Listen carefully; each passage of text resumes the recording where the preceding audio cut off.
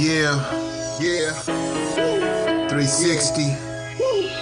Yeah, I'm Be like round and round and round we go. And where we stop, I'm like nobody knows. 360 degrees, 360 degrees.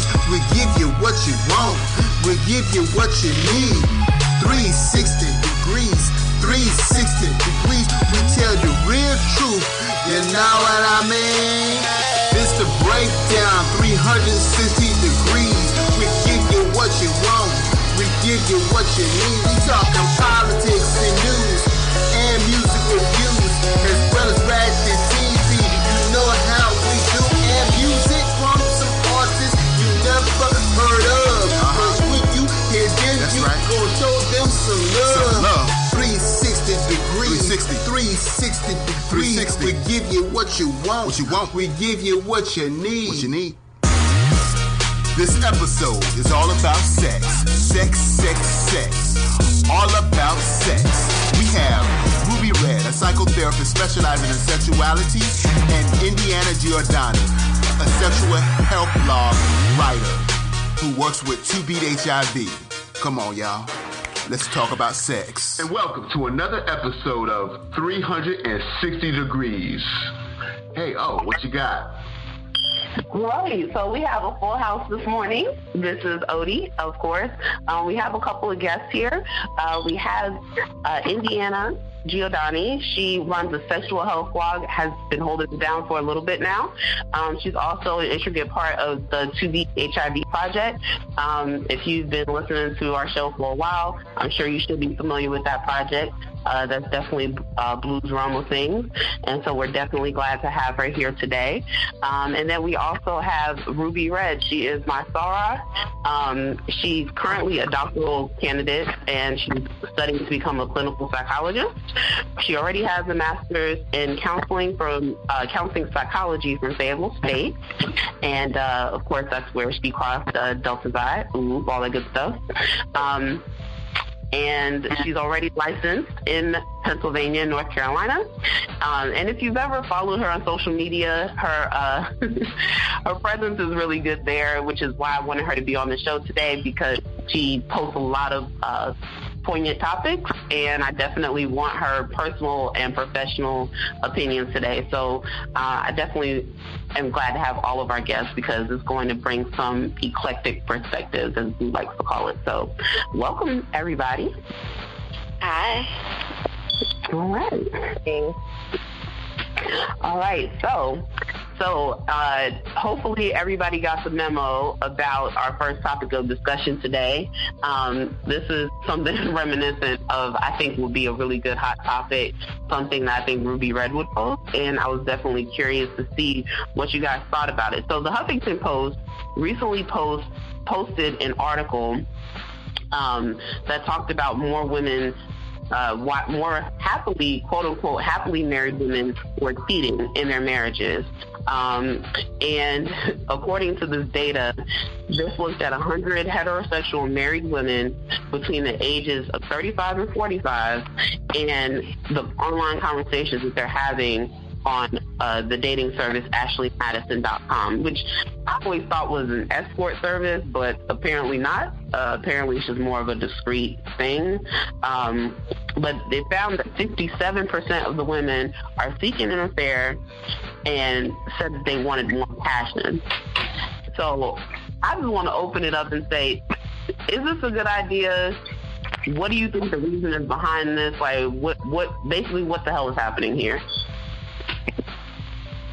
So this is, you want to go? Who wants Ruby Red first? Yeah, go ahead, Ruby Red. I'll go ahead and throw you out there first. So they lead kind of with the slogan, like, life's short, have an affair. And I think when you look at cheating, like we got to operationally define it. So we have to define, like, what is cheating. So for some people, it's doing anything that you wouldn't want your mate to see. So for some people, like if you're flirting at work, that's cheating. If you texting somebody that you had a bad day and you should be telling your spouse, that's cheating. If you have sex, if you go out to eat, all of those things, quote unquote, are cheating. So to me, I think that if we look at it from just like sexual interaction, the couples that I usually work with is either in retaliation for them being cheated on. When I think about the women, and this is just specific to the population that I work with, it's usually either because the women are retaliating because they've been cheated on, or maybe their husband is not satisfying them sexually. And with social media now, everybody is, selling this sauce that they kind of like, are like, okay, I want to try this. So those are like the top reasons that I've seen personally. But, of course, the research says a lot of other reasons. Right. Yeah, they probably can't be boiled down into one thing. What are you thinking over there, Indiana? Okay, so I think rather something similar, considering two things that I often talk to women a lot about sex, and oftentimes these women are in relationships or married, and then also one, I'm polyamorous. So it does start for most women who are in monogamous relationships as, like retaliation, but then it becomes, it's like they explain, like, I felt like I've missed out on a lot, kind of like they explain it in the sense that it's like self-torture because they've been forcing themselves to not be around someone that they're attracted to, or trying to convince themselves that they're not attracted to a person to maintain the promises that they kept to their spouse or partner. So it's a combination of, forcing themselves to control their urges, and then when they found out that their partner hasn't, that's where the retaliation comes from. I see. Oh, it's funny that you said that that you used the word torture, because the first thing that pops into my mind is Erykah Badu's "See You Next Lifetime." Mm-hmm. So that's basically what that entire song is about. You have this woman who's like, yeah, I'm really feeling you, but this is my situation. I'm going to basically force myself to be not attracted to you, and I'll just have to see you the next go around. And if y'all remember the video, that's exactly what happens. She keeps meeting partners just in the next lifetime, then she falls for someone else and has to wait for her next lifetime for them. So it's kind of crazy you said that. But yeah, well, I mean, none of us know exactly what happens after death. Not to condone cheating, but it's more so, I try to push, it's like, why not talk to your partner, about, even if you've dealt with cheating, why not talk to your partner and say, hey, love does change. And there are often times where I am attracted to other people, so let's talk about how we can adjust, in this relationship and still keep our relationship. So I think these are all conversations that need to happen before marriage. But it seems that I just watched a play. I went to the Chitlin Circuit play, Before You Say I Do, and it's basically focused. I think the movie is on Netflix too, or Fire Stick. Don't judge me. But anyway, it's basically about these three couples. I was gonna say, I don't work for the cable company, so I'm not judging you. But yeah, it's about these like three couples who are going through marriage counseling before they actually go with their vows, and before they say I do. And they all have like their respective issues. Like, one is a control freak and kind of like borderline abusive to a woman, and and then there's ones that are like dealing with. There was like a younger couple. She was like more of the freak or the sexual spirit or whatever you want to call it. And her man was a little more square, a little more conventional. And it was like another couple who never talked about their problems at all. And it's just like, you'll be surprised, like, I guess what people are thinking about more about the wedding, not the marriage itself. And they don't talk about these things. And I feel like people talk about maybe kids before marriage. They talk about where they're going to live, which we'll get to later, actually. And they maybe talk about like a couple of things, kind of superficial things, I think, that are good to be on the same page. But that is a good question. Are you polyamorous or not? Like, are you going to be trying to bring other people into our sex life? Are you how do you feel about being with me forever? Do you feel like this is something that we can work through, or do you feel like you're going to stray? And I mean, granted, those things aren't foreseeable, but you got to know, like, all right, is this where I'm going to I don't know. Right. Guys, y'all been quiet. What the hell are y'all thinking over there? I think race is relevant too, though. With that conversation you just said, I think that when we look at couples that enroll in counseling, and when we look at how different racial groups look at counseling, that's when you're going to have, I think if we looked at the makeup, you would see more of a certain race doing premarital counseling and maybe a different group of race that's doing the post-marital counseling when it's it really, really already conflicts that are present. But I also, what I've noticed too is that certain races aren't as open to certain things, specifically the homosexuality and bisexuality. The class we took, it was very different views amongst the races of females as far as what they would accept their man saying. So it's even if I felt I might want to do a threesome with my husband, can I tell this black man that I'm thinking about that? And he still want to marry me. So I just think that's kind of relevant. I agree with that. And also, on top of race, also gender.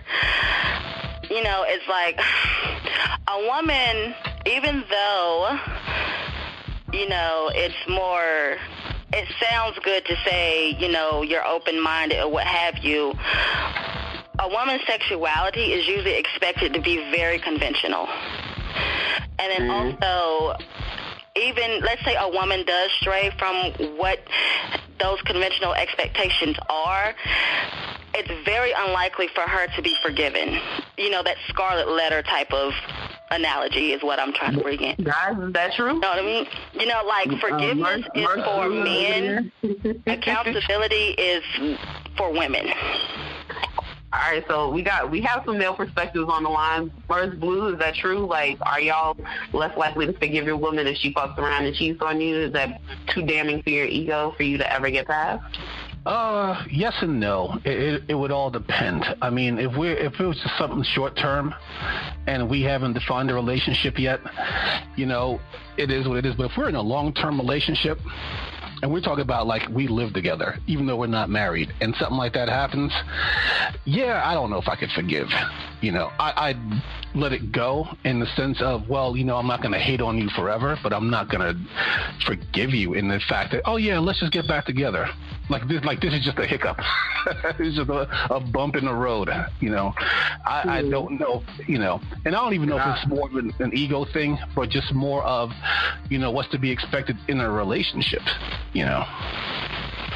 I agree. I feel if that happened, not saying, I could cheat and you can't cheat. Oh my gosh, no, nothing like that. It's just there has to be something, in my mind, there has to be something wrong with that relationship. Either something I'm not doing or something that she's not doing. Somebody's not getting fulfilled. That if she made that move, especially without communicating her wants, her needs appropriately before doing that, then that step is the step moving outside of that relationship, in my opinion, at least for me. Maybe another scenario could present itself that I would be on another page, but that's my blanket answer. I used to be polyamorous, but then I transitioned back into monogamy. Interesting. And I guess the older you get, the more you get into monogamy, because for me it's just out of laziness. I don't have time to keep track of all these women like that. It's not like women are falling at my feet. I'm not going to go that route, but I'm just going to say, if they were, I'd just be like, I have barely enough energy to keep track of one woman. Now my polyamory was more based on it had a sexual component, but it was more of an emotional development. But there were people that I was in a polyamorous relationship with. As a matter of fact, I should have had her call in today. There was a lot of dynamics, and people were still, I guess, defining themselves regarding their sexuality. I guess they weren't clearly defining their sexuality, and jealousy and envy. We wrote a song about it. It made itself very prominent, and I was just like, what I'm saying? This is the one type of relationship where drama, because we have an understanding of our sexuality and the dynamics of what we want out of a sexual and emotional relationship, we shouldn't have all the drama. There shouldn't be drama in relationships anyway, but we shouldn't have all this drama, and it seems to be much more drama in this circle, 4 of us, 5 of us, than there's one of us. Duh. To me, that's obvious, because you have it's already going to be drama when it's just 2 people. and having to deal with other elements. So I feel like if anything, it's just gonna increase it or magnify it because you have more people adding to a potential situation for drama. I think it's value. Well, here's my opinion. It's so different. Like the value system. Like people get with people mainly, whether they want to admit it or not, is because of that physical attraction in the beginning phases. So I was speaking with a group of guys last week or earlier this week, but it was just kind of identifying that a lot of times you end up with a person because of superficial reasons, and then you realize, this is not even really the person that I wanted. You really didn't explore those values because they weren't relevant. A lot of times, more than just sex and going out on dates and hanging out with the homies and taking selfies, that can run a mill for a good year or two. Until, you know what I'm saying, now somebody get pregnant or now I see this and I want that and bills start becoming, relevant and age differences. Like that's what a lot of the theories of love kind of categorize what love is. And a lot of times you have an individual that met a person and they were everything they wanted. So they might, move from phase 1 to phase 3 relatively quickly. So now they're ready for a commitment. They starting to look at what kind of father you're going to be. They're starting to assess more characteristics of the relationship than they were at that initial phase where person 1 is still like, I'm enjoying this. This is really what I got you for. And so the growth and the, people maturing through different phases is where it starts to get cloudy at. I think that if you can find somebody that has like those foundational principles that you agree with, it's easier to get through a lot of things. And I know I had to learn that the hard way. And I realized, like, for me, financial stability is like one of the hugest things. And if you have that, I can overlook some of your other mistakes. But if you don't have that core thing that I want, everything you do is going to kind of like irk me. Everything else is irrelevant. Broke. Mm-hmm. and he doing this, and he doing that. So I think those, once you start to really like a person and time passes, you start to feel like you want more with them. And I could definitely understand that, especially the financial part of it. I mean, to me, it's not about looking at it from a man, looking at it a female standpoint. You don't have to be rich. I know we're not in those days like my parents' days where the man works and the woman is the housewife who stays home with the kids. I know those days are dead because my parents' generation kind of transitioned that phase because my mom was a stay-at-home mom, and then she ended up having to work because her Sunday dinner money turned into paying the bills money, because of the way the economy went. So we don't really expect that sort of thing, but I do kind of expect. I mean, I was watching, of all things I could be watching, The Muppet Show, where Kermit found out that his girlfriend's her credit rating was like 300, and he was like, "Aren't you born with 200? Like, how is your credit rating that low?" It just kind of speaks to responsibility, and everybody makes mistakes. I mean, I've had to file bankruptcy once, and now my credit rating is, back where it needs to be because I had to work at it. It's a lot of work. So you expect a little bit of financial responsibility from somebody younger, but in my age, you don't have to be rich, but you have to at least be responsible. You can't be going to the club with your rent money at my age. How old are you? How old are you? 46. Okay. So I'm kind of up there compared to, the rest of my peoples here, but. Okay, well, a few things. Here's my opinion. Different people bring out different aspects of my personality. And then I also believe that, like I said earlier, like love changes, relationships change, you know what I mean? Kind of how you said, like if you met someone at 18 and you started a relationship, the relationship and who you are at 21, 25, 30, if you're together that long, changes. So, of course, the dynamic of the relationship will change. What's human interaction in itself is friction, not in the sense that like it's going to cause like animosity or anything like that, but it's just like this conversation now, we all have separate opinions. That's some type of friction, you know what I mean? Mm-hmm. So it's like in order to express different parts of your personality, to be satiated in not just a sexual sense, but in a social sense, you know what I mean? You need multiple people.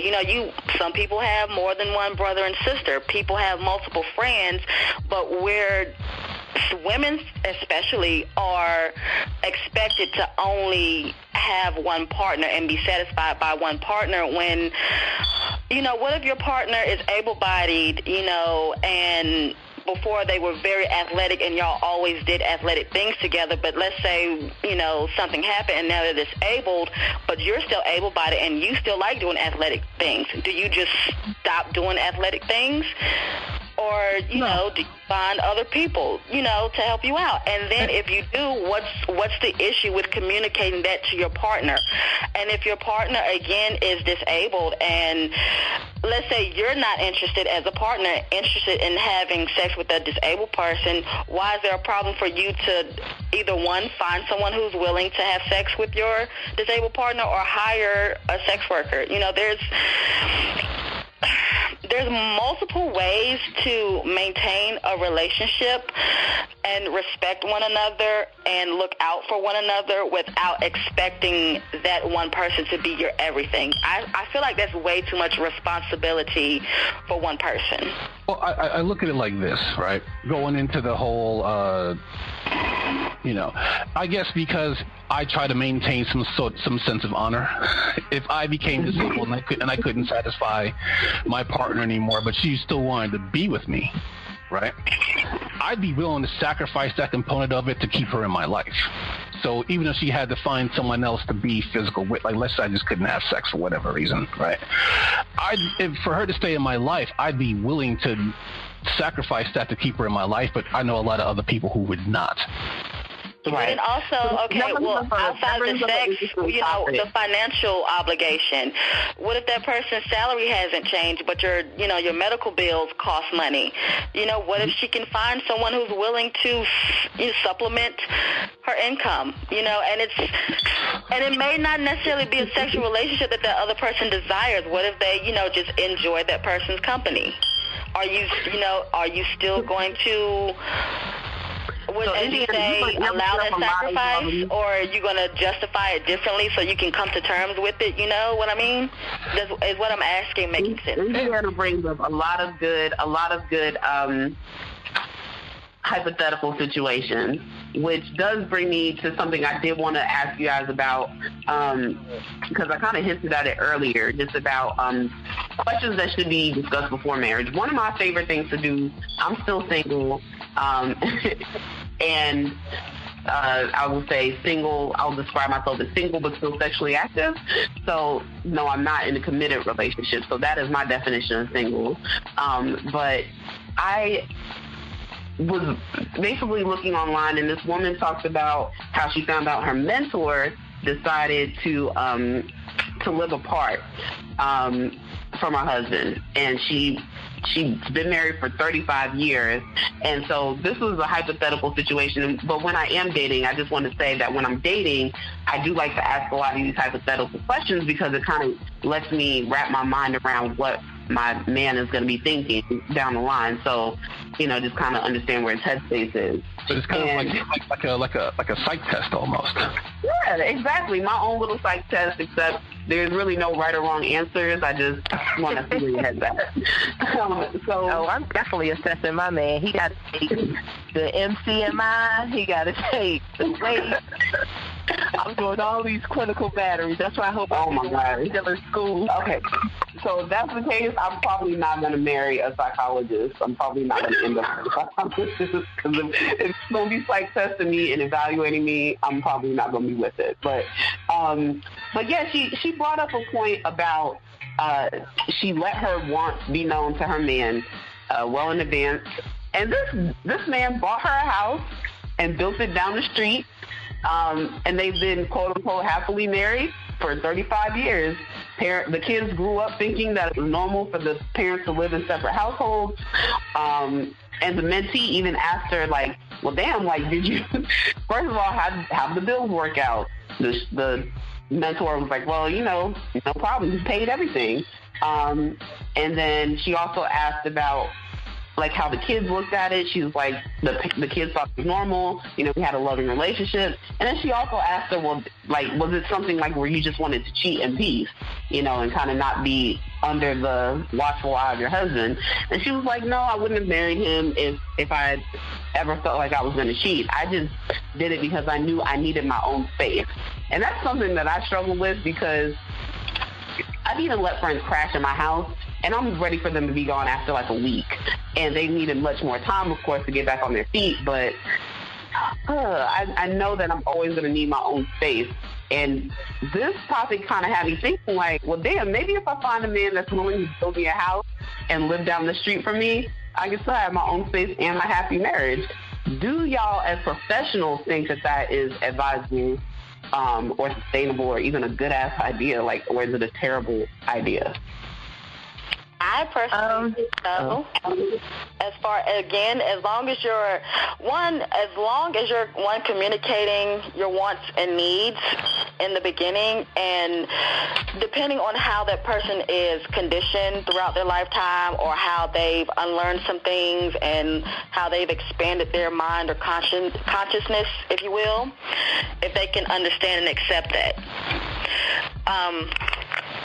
I don't see why relationships or even marriages can't function with the core or the primary partners living together, or rather living in separate homes. You know what I mean? I mean, how often do people, they separate, you know, they're married, but they separate for a year or longer, and then, you know, they date other people, but they still are married. They're only legally separated. And they My never question divorce. would be about the whole purpose of marriage. Like, if it's a religious, if I mean, like, why get married anyway? Like, why not just continue to have, you know, like a quote-unquote pseudo relationship?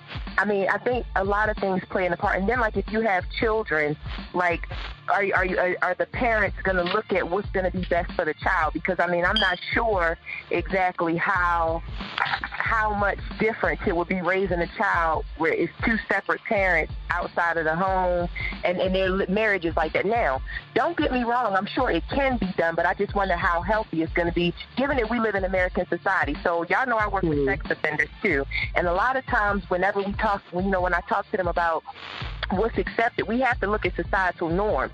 And the reason we have to look at that, not that we have to agree with them, and, you know, but we have to acknowledge that they're present. Like, the sex offenders I work with, a lot of them are watching child pornography, and they will say, oh, well, in Saudi Arabia at 9 this can happen. Well, we live in America, so it's the same thing with, you know, your child living in this dynamic. How many resilience and coping skills are you going to have to teach them because of how it could affect their development, that they have to describe this to their friends? Now, not saying, like I said, it can't be done, because I believe that, you know, with proper training and, you know, like appropriate boundaries and all these life lessons, it can work. But I just think that if we look at purpose, I put up a status today, and it was just like, find somebody who has similar values. You know what I'm saying? And if he does value that space and time, then to me, if we live together or not, it's nothing for me to, you know, babe, here go a hotel room, you know, for the weekend. You know what I'm saying? Because that's saving a whole lot of money. You ain't getting not a permanent solution. Exactly. It's solutions to kind of combat that, because that's one of the things I'm looking forward to about marriage is, you know, like living with somebody, because at 32, I'm single as well. I'm not, you know, I call my situation situationship. You know what I'm saying? So I call them situationships because to some degree there is some commitment. It's just lacks kind of like the title. Right. You know what I'm saying? So it's a little more flexibility there. But I do think, again, if two people can make anything, they won't work. But just, you know, being open to the fact that things change. So it's like, you know, when the baby is 2 months, I might not want as much space because this baby keep crying. Right. Somebody got to do this. Right. I look at it like this. Right. Oh, go ahead. Well, I was gonna say, again, what reasons are you married? Are you marrying for love? That in itself, that is a lot more strenuous than, say, getting married for financial stability and just having a lifelong friend. You know, marriage is a contract. So what are the stipulations of your contract? If you're, again, people who marry for love, they don't do prenups oftentimes. You know, they expect some type of fairy tale and to an extent perfection in that in that legal situation. When it comes to children are actually much more understanding and resilient and able to cope as long as they're being told the truth than what adults give them credit for. I know this from experience as a mother, having to tell my children harsh truths about a lot of things. So, how old are your children now? My children are 8 and 9, and they'll be 9 and 10 both in January. Okay. And I was just curious. I didn't know if you had done like a full study. Excuse me? No, I was just going to ask them, Merce, I think you were going to say something. I look at it like this, right? In the United States, 50% of all marriages end in divorce. In Europe, it's about 60%. In Belgium itself, it's closer to 70% of all marriages end in divorce. So I look at it like this, as far as the lines of, having your own space and having your own, in that regard. If you're willing, obviously the societal norms aren't really working as they should. If the divorce rate was 20%, then I'd say that they were working. If it's 50%, no, I don't think they're working. So if you're willing to try to do something different in order to make it work, even if it's something that I've never really heard of before as a husband and wife living in separate spaces because they want to, right? Go for it. I'm not going to, that may sound weird to me, but I'm like, well, if it works for them, let it go, because maybe if they just do it the traditional way, it may not. So you're saying the antidote to high divorce rates would be something unconventional, because conventional is not working. I heard that this may or may not be an Einstein quote, but you know what they say? In the definition of insanity is trying the same thing over and over and expecting a different result. But then again, when we're talking about people, everyone has their own code and their own way of doing things that works for them. So if you do something unconventional and it works for you, then that's perfectly fine as far as I'm concerned. I know some people don't agree with that, and they just figure, well, the way it is in the Bible, and I don't even want to get in the Bible, but the way it's always been done, that's the way it should be, and I don't necessarily agree with that.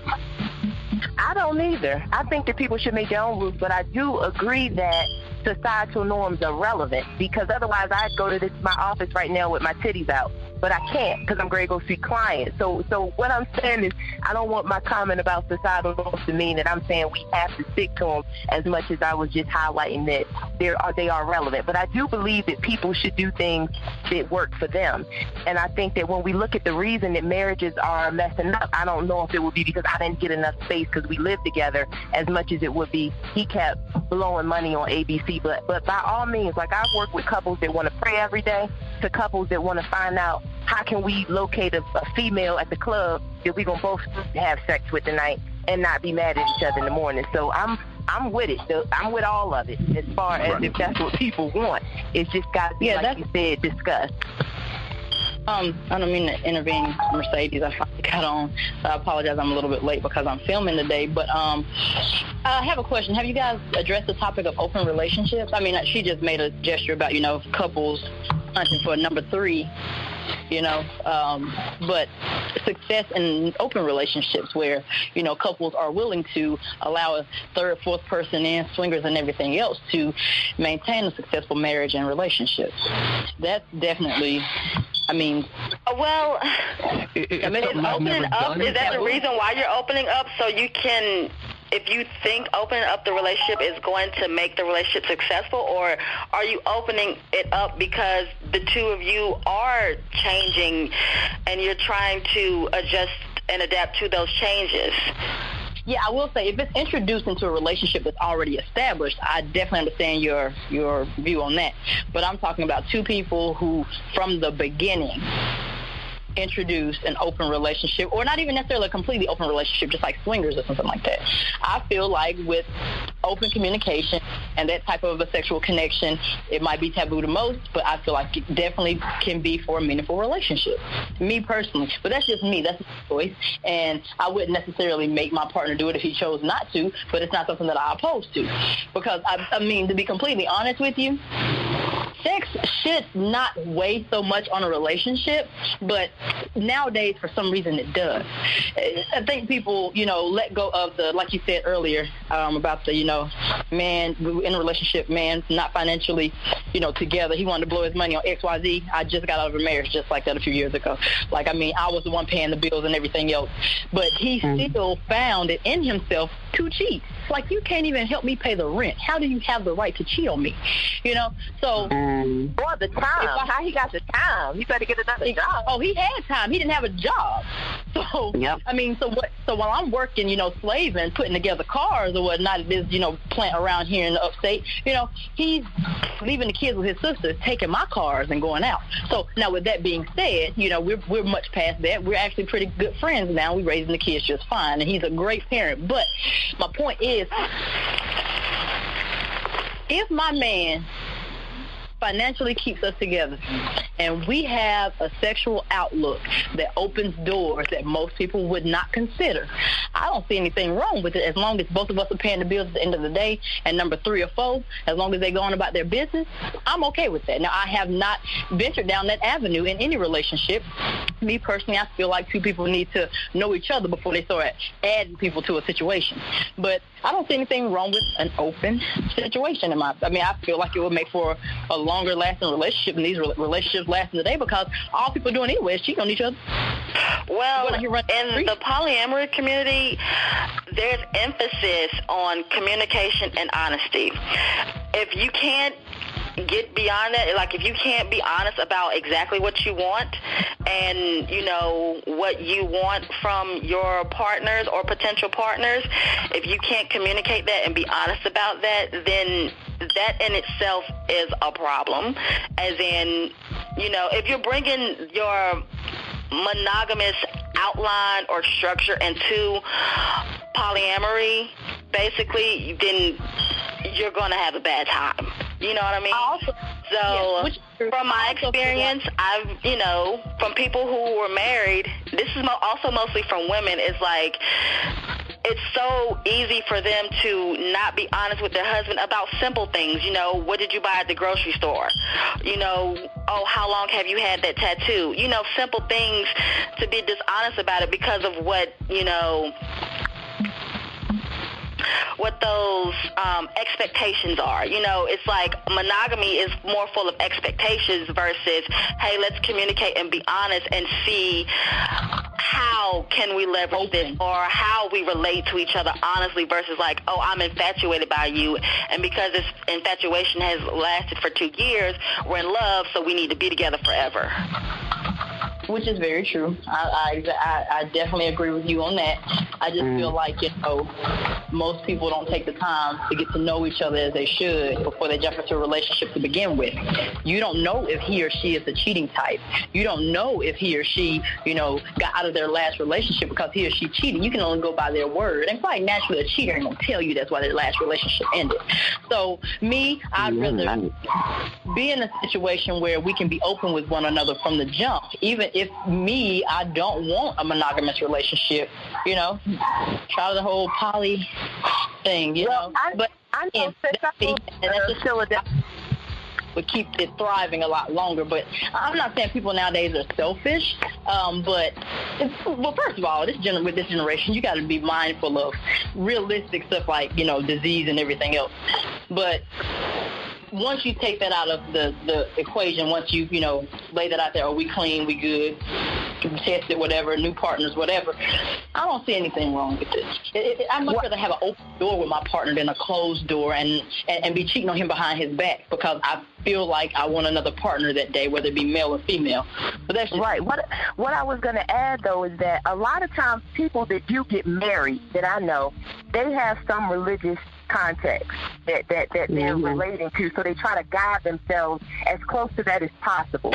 That's the first thing I want to make. So moving as far as the poly, as far as any behaviors in the marriage that they're gonna say we can explore as potentials for things we can do. So I used to live in North Carolina. I now live in Philadelphia. So North Carolina would be considered the Bible Belt. And where I live now in Philadelphia, I'm exposed to probably one of the largest groups of black Muslims that the United States has. So with that being said, men are able to have multiple women, but women are not. So like I said, when we look at marriage now, we just look at couples and dating and boyfriend, girlfriend. I think that this conversation is more openly held. But I think that when people look at forever with their lover, it's usually people that are a little bit religious.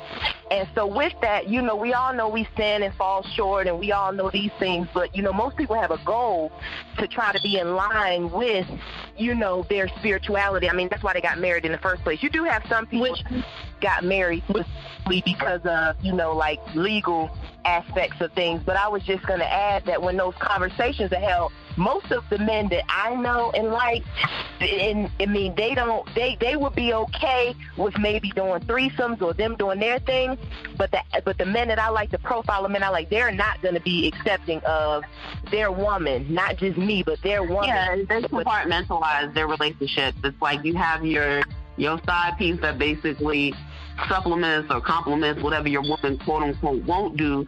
I don't think that the main woman, quote unquote, main woman in a relationship is not open to that. I think that she just stigmatizes. She does say that she wants those things. If your wife tells you, hey, like, let's do a threesome, and not only in that threesome am I open to another woman, but I'm willing to have two dicks in me. Like, I think it's an ego thing. Like, I mean, that's what I was saying earlier. It's like, he might kill you if you want double penetration. Which is very true, but that's I guess that's that whole ego thing when it comes down to a male. Yeah, like what you mean, my skater? That's like, no, it's not. Yeah, and I actually had a conversation with a friend the other day. I'm like, you know what? If we're going to completely explore, don't close my doors to my fantasy. Hello? So don't do that. Don't slam that door in my face, because I want you to get me a little Hispanic, little Chinese, and you too, with your chocolate self, add it all to the mix. But see, they're not going to go for that. Normally, when it comes to the male ego, he'll bring 3 females for you. What? Men? Oh, absolutely not. It's him and him only. I'm like, you may not have enough for all of us anyway, so you might want to add a few more to the play to help you out, tag team or something, but they're not going to explore those. They're not going to hear that. Well, yeah, a woman in a marriage, a woman's sexuality is presumably more performative for their male spouse versus what actually gets their rocks off.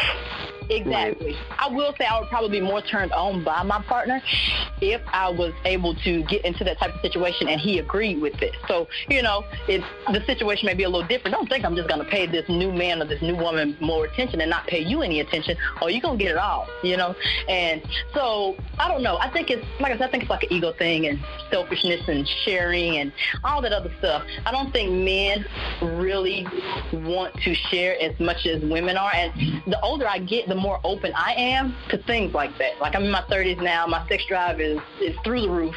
So I'm more open to extra, And it's not that I won't do, because I'll pretty much try anything once, twice if I like it. But I got to have a partner that's willing to do it with me. I'm not going to be out here in these streets doing it by myself, as a single woman. Okay. If any, real quick before I let you ladies go, do want to transition before you even get to that point, before you get to monogamy, before you get to a lot of sex. We have to meet these people, right? And so we're in 2017, and we all know that the majority of people are finding whatever it is that they want online, on the internet. And so we know that there's a couple of popular apps. We have Bumble, we have Plenty of Fish, Tinder. Do you ladies have any experience with any of these apps and make recommendations on where to meet people based on what it is that they're looking for? I personally don't. If anyone that I've come in contact with, it's either someone I know of or maybe go to like a swingers convention or something like that. I actually don't use the apps that much because I just personally, I've never found anybody that I have interest in. online. I have that same issue because it's like if I get on me, I'm low energy when it comes to my lifestyle. So I'm like, if I see one more woman jumping out of an airplane, riding on top of a rhinoceros, you know, I'm not doing all that, you know, and that's why I don't really do. There's no dating app for me where it's just like, you know, couchdwellers.com where just people just want to just game and go bowling and go to the movies. I don't really see a lot of that. It's all this adventurous stuff. I'm talking about like, hey, let's go on safari or let's go camping. No, I don't want to do any of that. So I usually stay away from the apps. It's kind of disappointing as far as that goes for me. Personally, I have, you know, done the apps. I'm not opposed to meeting people online. However, I've found that, unfortunately, the men that I encounter are largely just boring.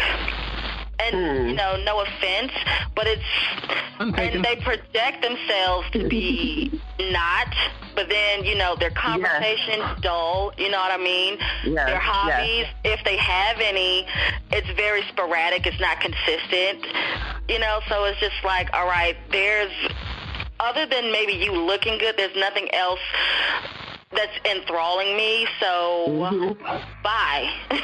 and I guess that's kind of my point because, like I said, I'm more, you know, homebody. So it's like all that shit you love, I hate. So I don't. Okay, well, do you like to cook? You know, do you like to try to cook new things? Do you like documentary? You know, being a homebody doesn't necessarily mean boring to me. It just means like how you expend your time and how consistently. Right. Well, I am. Are you occupying that time? I haven't cooked anything like real in quite a while, so I was picking my friend's brains last week trying to get some sites to. Actually, this is how old I am. I asked them, like, you guys know any good cookbooks? And they were like, cookbooks? Get online, man. Find all the recipes you want. That's how old I am now. At least that's how old I feel. But I mean, I do like to do stuff, but I'm not like a traveler. Like Odie is like auntie traveling. Oh, it's like, yeah, I'm gonna go to Dubai, and then just go to Dubai. Like that's not really me. But I do like to do stuff, but I just like to stick close to home. And like I said, when I get on these apps, all these women are like, let's go find the lost city of gold, and I'm like, I don't want to do all that. Yeah. All right, real quick, Ruby Red has to go, so I'm gonna let her have the floor. Real quick, and if you can just give us some of your insight before you head out. Yeah, I have a session at 11, but what I was just going to say about relationships, so one thing I've been really, really happy and excited about is that I've been having a lot of African-American couples come into session since I started practicing in Philadelphia. I definitely encourage all people to have some sort of premarital counseling. There continues to be this stigma about mental health in the African-American community. If you have an employer, a lot of times you get free sessions through your EAP. And then if you do have health insurance, a lot of times you're just paying co-pays.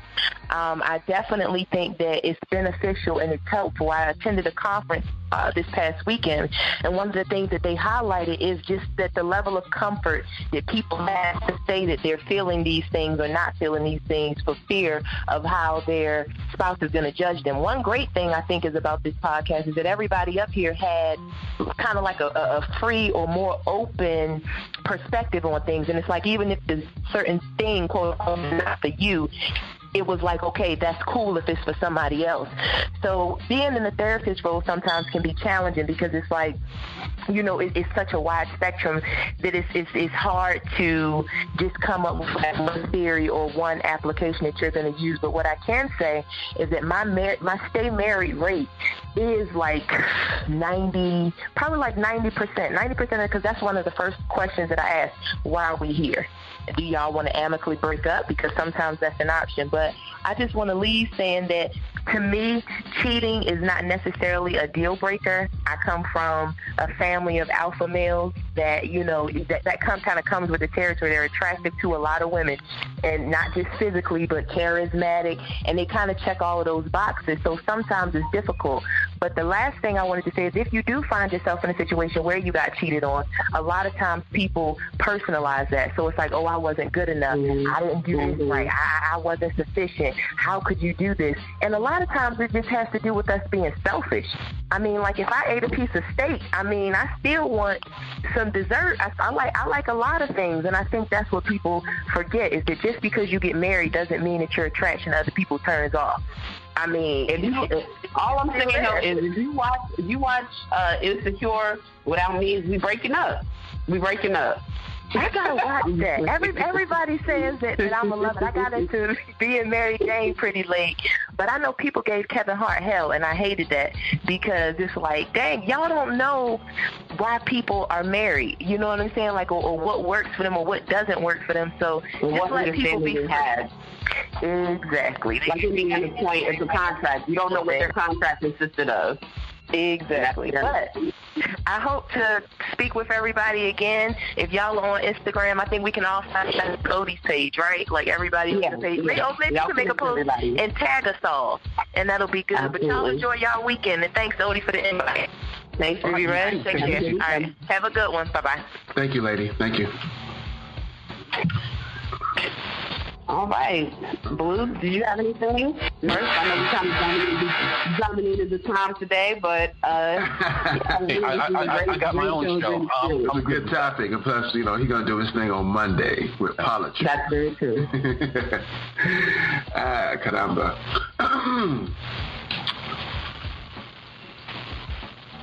So, I guess, it's another good episode. This one was strictly based on sexuality.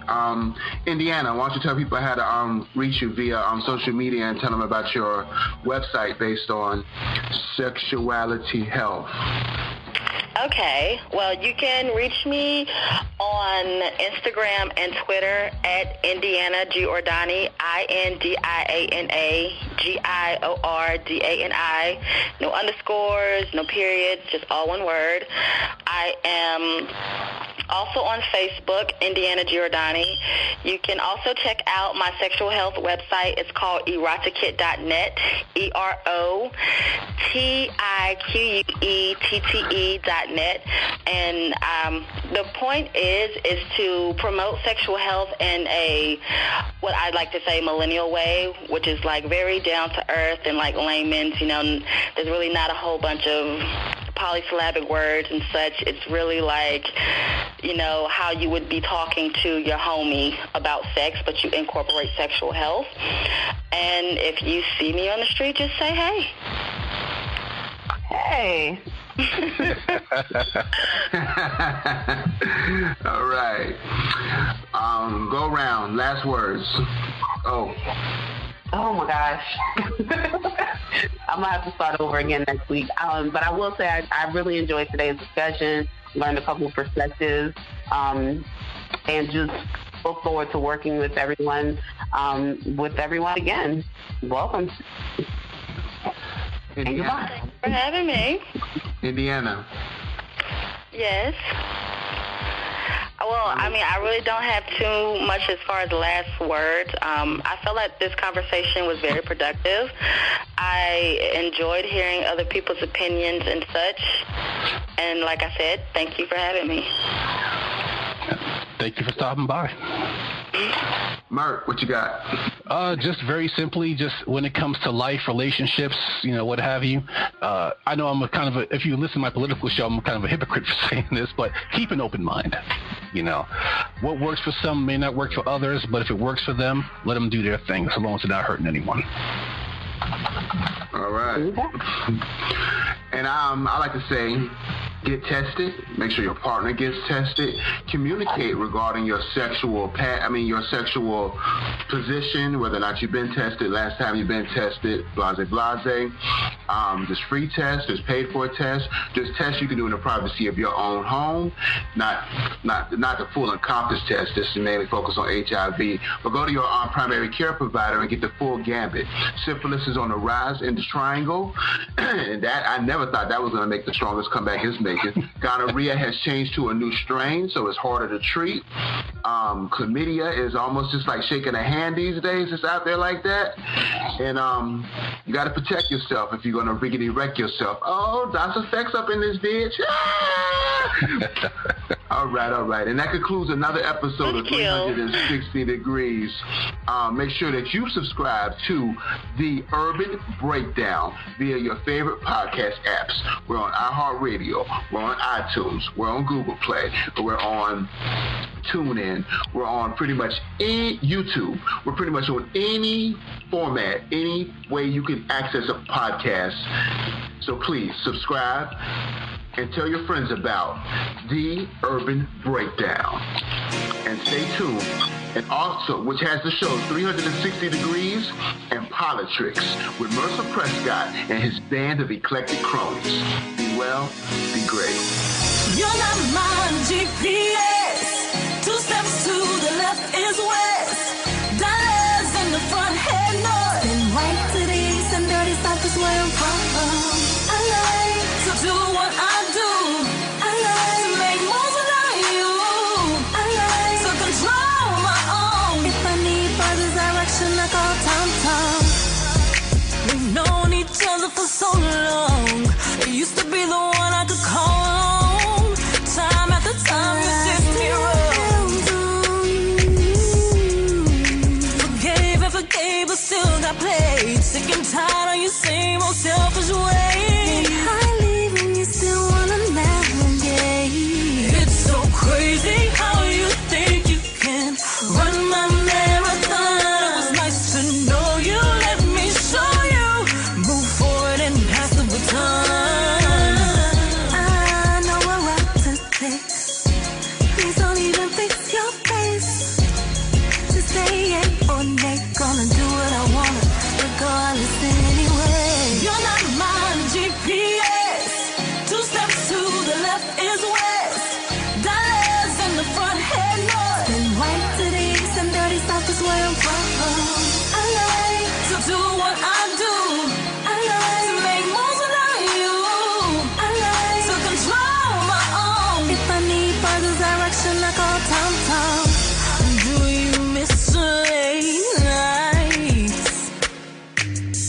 My fresh scent, candlelight, or how I knew just what you like. Been a minute since you've been on cloud nine. The memories got you going crazy. Thought of another man with your lady. And you should never get too jealous to the slums of the earth. How you treating me? I know what route to take. Please don't even fix your face. Just say yay or nay. Gonna do what I wanna, regardless anyway. You're not my GPS. 2 steps to the left is west. Dollars in the front, head north. And right to the east and dirty south is where I'm from. I like to do what I do. I like to make moves without you. I like to control my own. If I need further direction, I call Tom Tom. I know what route to take. Please don't even fix your face. Just say yay or nay. I know what route to take. Please don't even fix your face. Just say yay or nay. Gonna do